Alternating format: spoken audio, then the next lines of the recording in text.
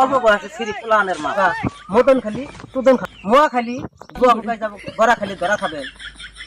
আপনারা শুনলেন নতুন করবেস মুম্বাই থেকে করবে হয়েছে ফুটমাট ভালো চিকিৎসা দেয়।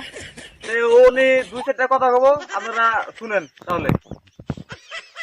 আপনারা অসুখ বিসুখ হইলে ফাঁকে ফুটতে জানতে ফাঁকে ফুটতে না যায় আমার কাছে আবেন।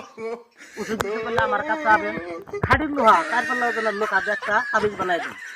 আবার কেউ কেউ কবেন 4 পাল্লা ওজনের লোহা দেয়া ঘুরুন তবে তা ঘুরবেন কে ঘুরলো তো ঠেকা না। তাবিজটা গলাত না কাবার আর 2টা মাটি থুবান আর 2টা মাটি থুয়ে ডালা ডালা চা থাকবেন ঘুরুনে ঠেকা না। আবার কিন্তু তাবিজ নিলে পয়সা খান লাগবে।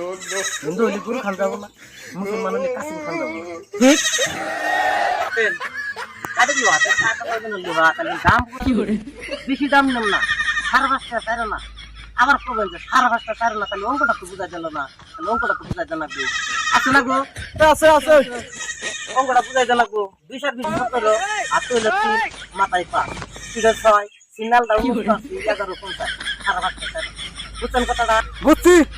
কি করতে লাগে দাও অল্প বয়সে সিঁড়ি ফুলানের মাও গানি ধরতে লাগে করাই অল্প সেজন্য আমি মেয়ে মানুষকে ধরাই ভাগতে ভাগতে যাই একজনের গাবার তো যামু হয়তো কিবেন কি কবো কোনটা মানে হয়ে যাবো বাড়িতে কয়ে দেবো আমার নামে বিচারাবো।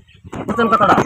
তারপরে আজকে আট বাজারে যাবেন বড়া কিনা খাবেন বড়া খালি ধরা খাবেন মোয়া খালি গুয়া হুকাই যাবো মদন খালি তো নিয়ে আপনারা বুঝছেন তো?